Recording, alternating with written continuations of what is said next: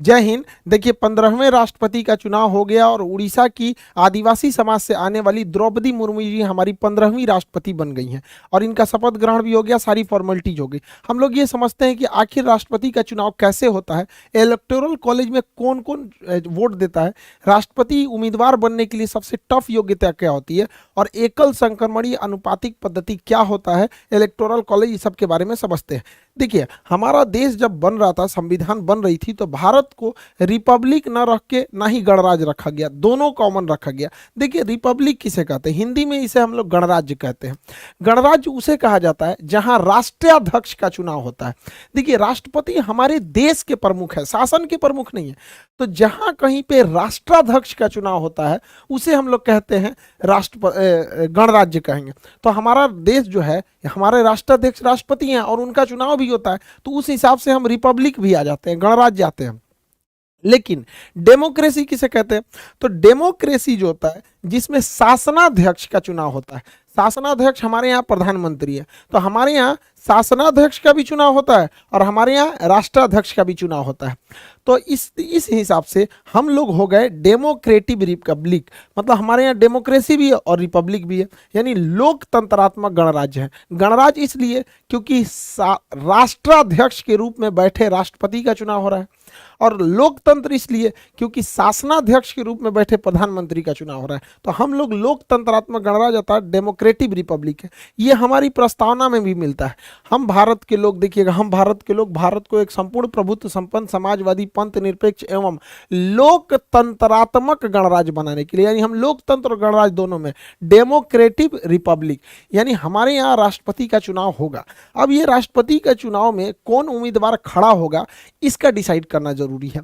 तो संसद के 3 अंग होते हैं, लोकसभा, राज्यसभा और राष्ट्रपति। राष्ट्रपति संसद का एक अंग है।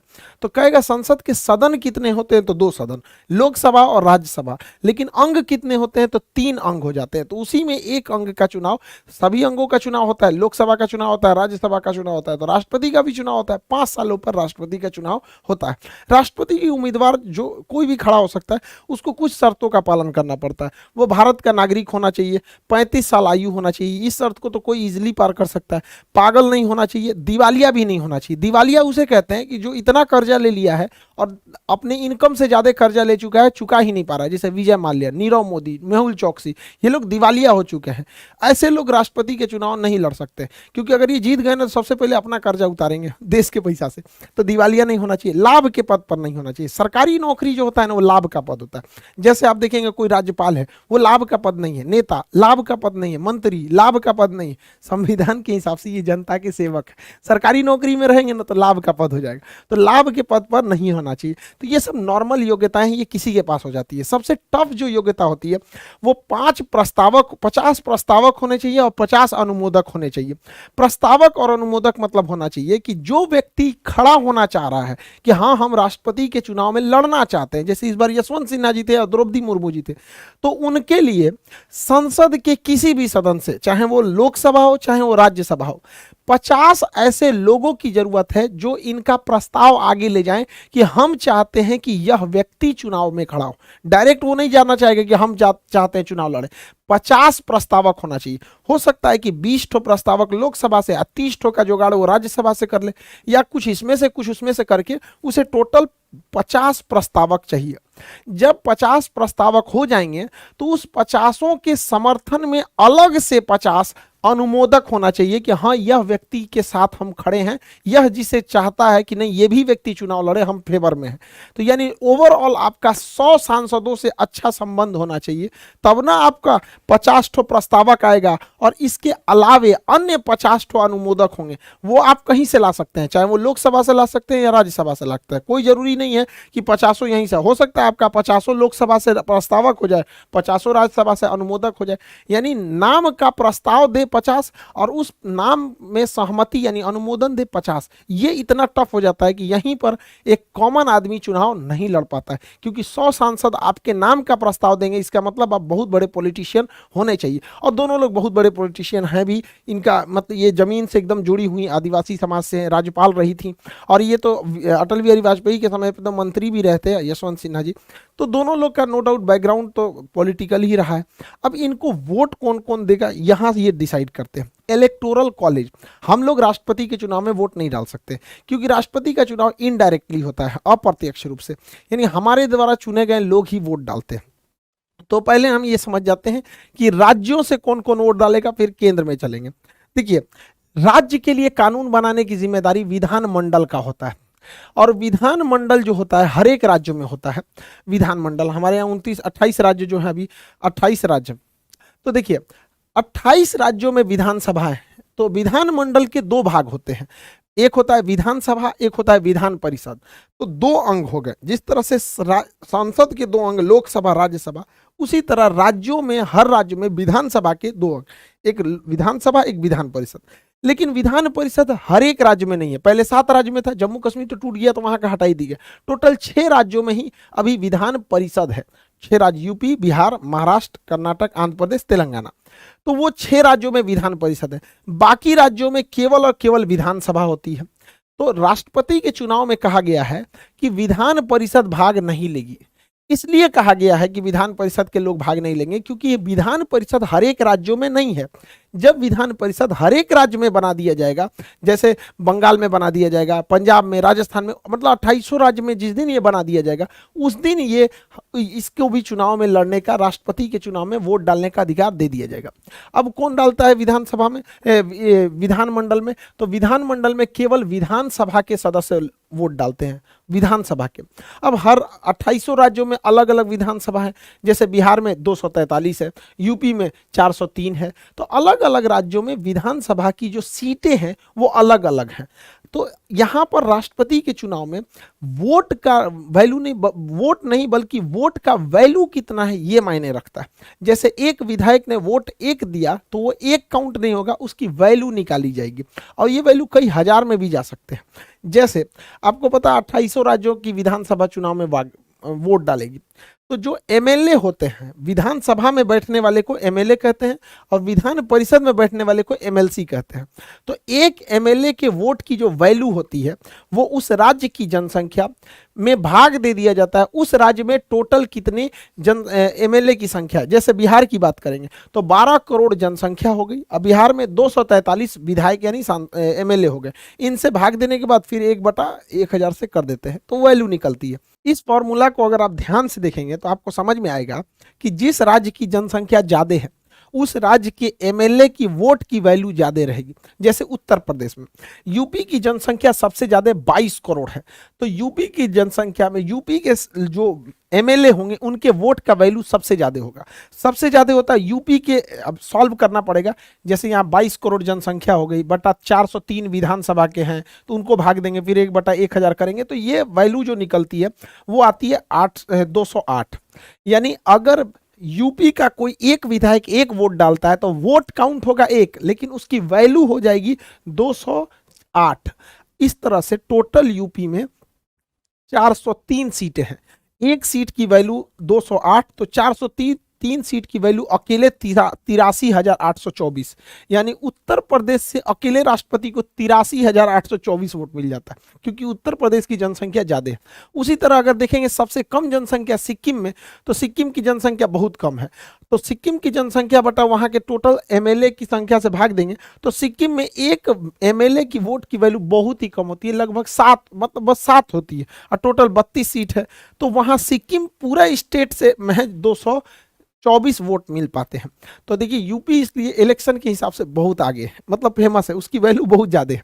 इस हिसाब से जैसे हम यहाँ 2 यूपी का बताया, सिक्किम का बताया, हर एक राज्य का जब निकालेंगे तो 2800 राज्य के टोटल जो विधायक हैं 2800 राज्य में, उसको मिलाएंगे तो 4033 टोटल एमएलए आएंगे, 4033। जैसे बिहार में 243, यूपी में 403, ऐसे टोटल मिलाएंगे 2800 राज्य की, तो टोटल एमएलए आते हैं 4033, और हर एमएलए की वोट अलग अलग होती है, जनसंख्या पे डिपेंड करती है।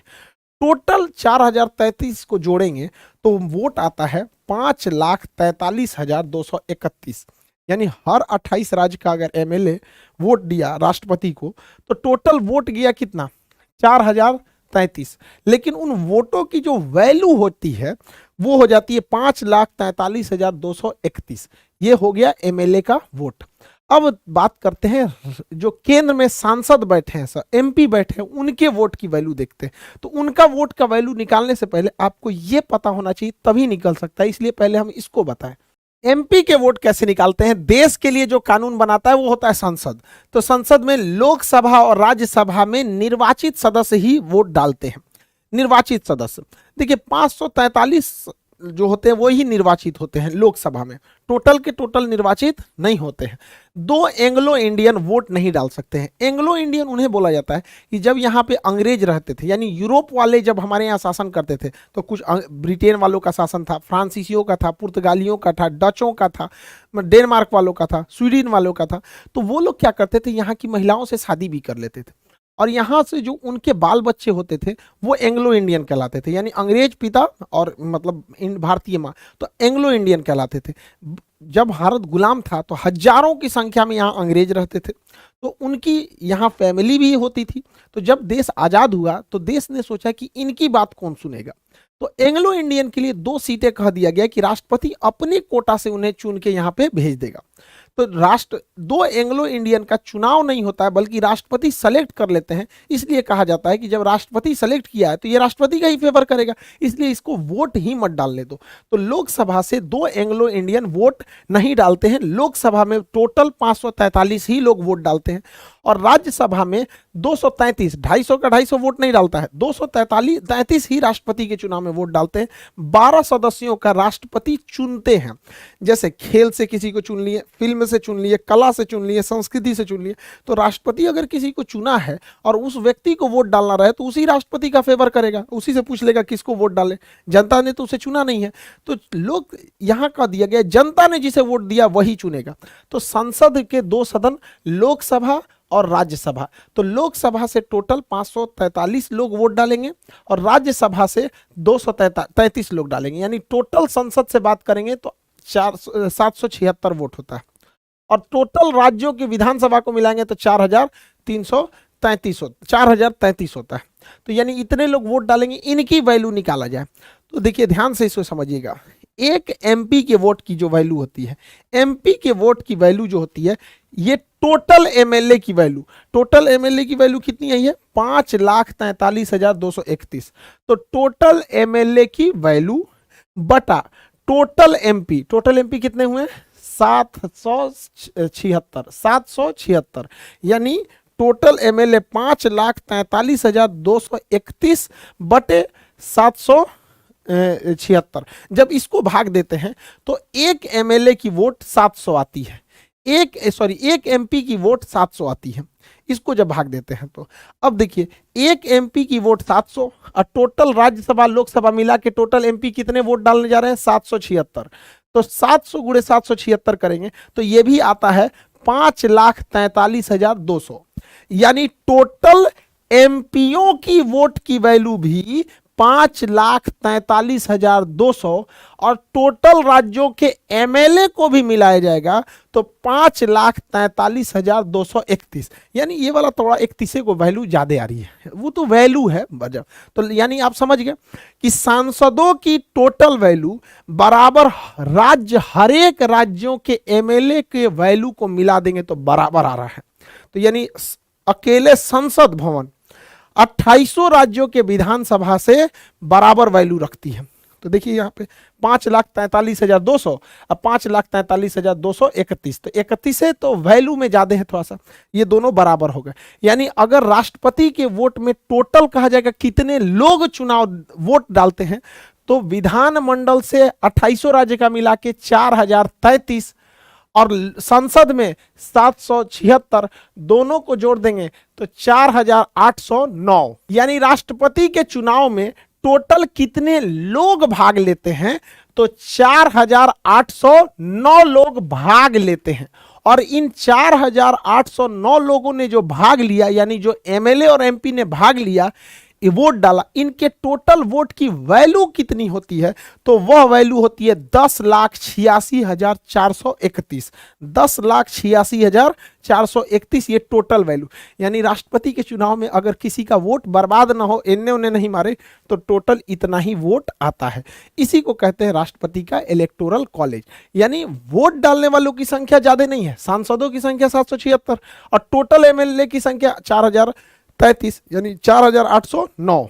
बट इन 4809 की टोटल वैल्यू जो हो गई वो 10,86,431 हो गई। अब आगे समझते हैं कि अब ये लोग अपना वोट डालते कैसे हैं, आनुपातिक पद्धति से कैसे डाला जाता है वोट। राष्ट्रपति के चुनाव अभी भी पर्ची पे होता है, ईवीएम मशीन पे पर्ची के सिस्टम से होता है, और यहां पर ए सिंगल वोट नहीं दिया जाता है। जैसे अगर किसी गांव में 3 गो मुखिया है, हम सोचेंगे इनको भी वोट दे दे, इनको भी वोट दे दे, इनको दे, तो किसी को वोट नहीं जाएगा, वोटे बोगस हो जाएगा। बट राष्ट्रपति के चुनाव में ऐसा नहीं होता है।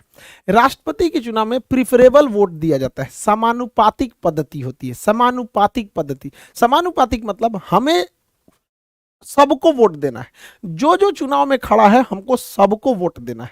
लेकिन जिस वोट को हम लोग देते हैं वो तो सिंगल वोट होता है, सिंगल, एक बार दीजिए बस किसी एक को, प्रोपोर्शनल वैल्यू नहीं दे सकते। जैसे हमारा मन किया कि 3 आदमी यहाँ चुनाव में खड़ा है, एक आदमी का नाम है राष्ट्रपति के चुनाव में ए, दूसरे का नाम है बी, तीसरे का नाम है सी, मान के चलिए। अब हम लोग को जो वोट देना है, यानी जो एमपी और एमएलए को वोट देना, आपको पता है इलेक्टोरल कॉलेज में कौन कौन वोट दे। इलेक्टोरल कॉलेज मतलब यार इन्हीं को इलेक्टोरल कॉलेज कहते हैं।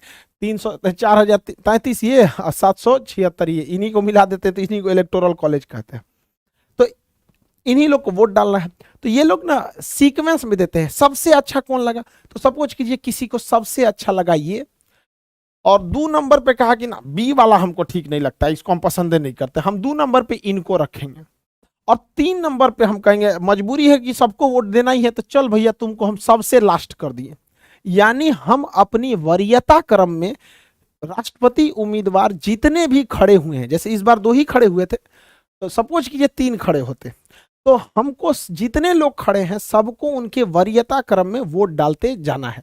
तो हमको सबसे अच्छा लगा, सपोज करिए किसी एक को सबसे अच्छा ये लगा यहाँ पे, समझ में आ रहा है कि नहीं आ रहा। अब अगला इंसान आया वोट डालने, अगला को लगा कि नहीं हमको ये पसंद नहीं है, हम इसको 2 नंबर पे डालेंगे, और हमको ये वाला ज्यादा पसंद है, ये वाला उम्मीदवार को हम 1 डालेंगे, आई तो हमको पसंद है नहीं, हम इनको 3 डाल दिए।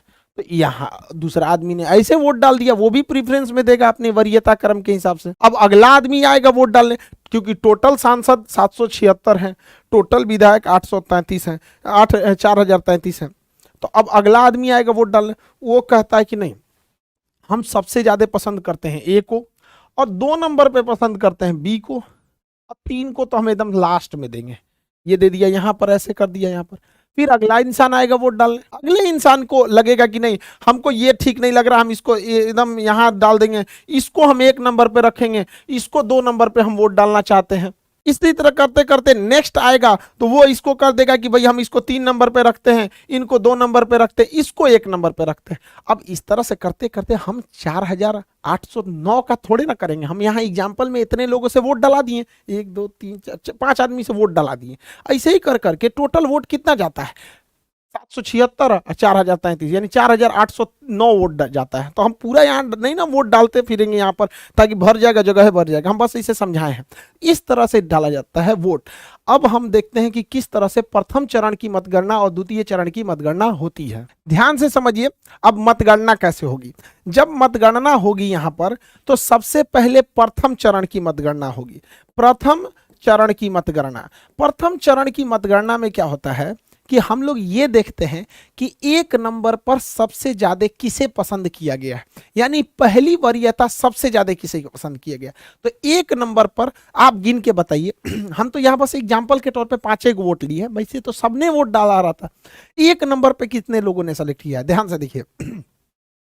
1 नंबर पर ए को 1 2 यानी 2 लोगों ने इसे पहली प्राथमिकता दी है, और इनको देखिए 1 और 2, इसको भी 1 नंबर पर 2 लोगों ने प्राथमिकता दे दी है, और इनको केवल 1 ही ने दिया है।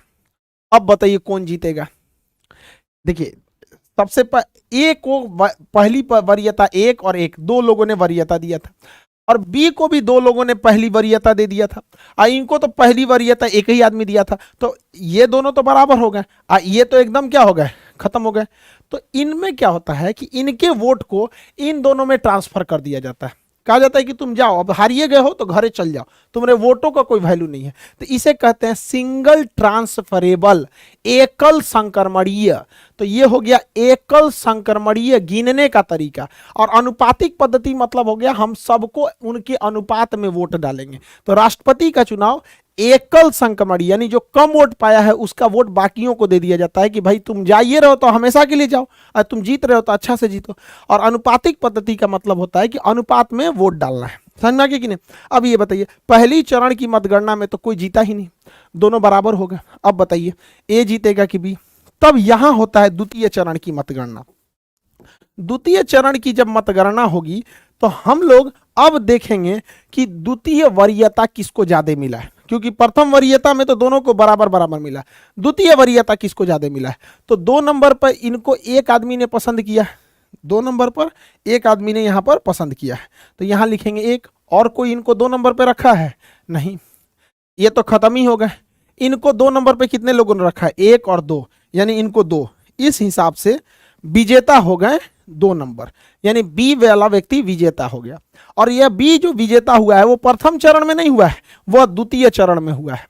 तो जब कभी भी प्रथम चरण में वोट बराबर हो जाते हैं तब द्वितीय चरण की मतगणना आती है। यह नौबत आया था बीवी गिरी के समय। तो बीवी गिरी जो चुनाव जीते थे वो द्वितीय चरण की मतगणना में जीते थे। तो राष्ट्रपति का जो चुनाव होता है वो अप्रत्यक्ष होता है, हम लोग वोट नहीं डालते हैं, बल्कि हमारे द्वारा चुने गए एमपी और हमारे द्वारा चुने गए एमएलए वोट डालते हैं।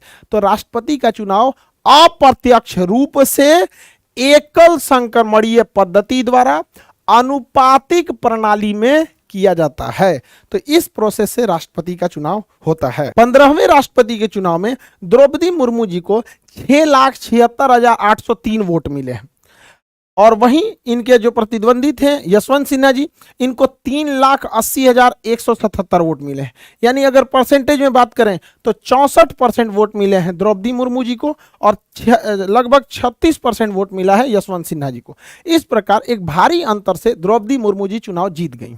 ये एक आदिवासी समाज से आती है और ये आदिवासियों के लिए शुरू से बहुत कुछ की है। ये एक बहुत ही मतलब लोअर फैमिली से आती थी। इनके समाज, इनकी फैमिली में यही पहली मतलब महिला थी जो आगे जाके हायर एजुकेशन की थी, और ये काफ़ी दूर इन्हें स्कूल से जाना पड़ता था। कई बार ये अपने राजनीतिक करियर में आदिवासियों के लिए बहुत सारे आवाज़ों को उठाए हैं। ये रामनाथ कोविंद जी का जगह लेंगे। लेकिन किसी भी समाज का भला केवल एक व्यक्ति से नहीं हो सकता है जब तक वो पूरा समाज नहीं पढ़ेगा। हमारे रामनाथ कोविंद जी दलित समाज से आते थे, 5 साल राष्ट्रपति रहे, दलित समाज में बहुत ज़्यादा उत्थान देखने को नहीं मिला। वैसे ही हमारे आदिवासी समाज से आती हैं द्रौपदी मुर्मू जी। तो ऐसा नहीं है कि बहुत ज़्यादा परिवर्तन देखने को मिलेगा। जब तक कोई भी समाज खुद शिक्षित नहीं होगा तब तक कुछ नहीं हो सकता है।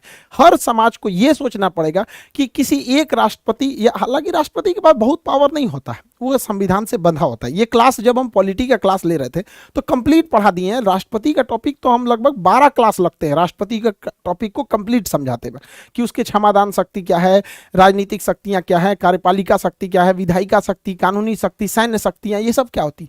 लेकिन राष्ट्रपति जो भी है वो एक बंधा हुआ है मंत्रिमंडल से, कि राष्ट्रपति को जो काम डिसीजन लेना है वो मंत्रिमंडल के सलाह से ही लेगा।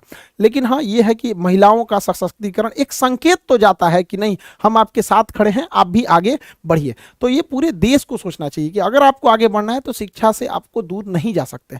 तो पढ़ाई लिखाई बहुत ज़्यादा जरूरी है किसी भी समाज के लिए। और आप लोग के लिए जो भी बैचेस थे, अभी लाइन से बैचेज आ गए हैं। सुबह 9 बजे ज्योग्राफी, 10 बजे वर्ल्ड मैप, दोनों को मिला के पढ़ना बेहद जरूरी है, क्योंकि आप लोग का बिना ज्योग्राफी और मैप छोड़ दीजिएगा तो एक बहुत बड़ा हिस्सा जीएस का छूट जाता है। तो अब ये बैच इनरोल हैं। और शाम को 5 बजे केमिस्ट्री है। तो ये 3 बैच एकदम आप लोग के लिए अवेलेबल है, एकदम इजी प्राइस पे। 200 से 300 प्राइस रहता है यहाँ पर। इससे कम प्राइस पे तो डाटा नहीं मिल पाता है। ये 6 महीने 5 महीने के कोर्स रहते हैं, इतने लंबे कोर्स को। तो इसको आप लोग खान सर ऑफिशियल एप्लीकेशन से डाउनलोड कर लेंगे, लिंक डिस्क्रिप्शन में मिल जाएगा। और ये क्लासेस को रेगुलर कर लेंगे। हम फिर बताते हैं कि ये क्लास को मतलब सीटेज लिमिटेड रहती हैं, इसलिए हम लोग डेडिकेटेड बता भी नहीं पाते, क्योंकि क्लासेज बहुत लंबा लेना रहता है, डेली क्लासेज रहते हैं, इसलिए वीडियोस थोड़ा सा लेट हो गया था। बट इस बार बहुत लेट हो गया था, इतना लेट नहीं होगा, लेकिन कुछ क्लासेज ज़्यादा थे, इस वजह से ज़्यादा ज़्यादा लेट हो गया। आई होप आप राष्ट्रपति के कॉम्प्लिकेटेड टॉपिक को पढ़े होंगे। हालांकि पॉलिटी के क्लास में बहुत डिटेल से राष्ट्रपति का पूरा टोटल 12 घंटे का क्लास होता है। नहीं बताइए 12 घंटे के चीज़ को हम लोग मतलब छोटे से क्लास में कितना समझा सकता है। खैर अब हम लोग मिलेंगे ज्योग्राफी के क्लास में। इसमें geography, topography, astronomy, geology, geomorphology, climatology सारे चीज़ इसमें कवर कर दिए जाएंगे। वर्ल्ड मैप में थेमेटिकल, पॉलिटिकल और ग्लोब तीनों इसमें कवर हो जाएगा। और केमिस्ट्री में ऑर्गेनिक, इनऑर्गेनिक जितना मतलब आप पता है, अभी सामने रेलवे के एग्जाम्स हैं और जो भी अभी कमीशन वाले हैं उस सब में ये सारी चीज़ों को बहुत इंपॉर्टेंस है। आई होप आप इसे समझे होंगे। मिलेंगे नेक्स्ट क्लास में। जय हिंद।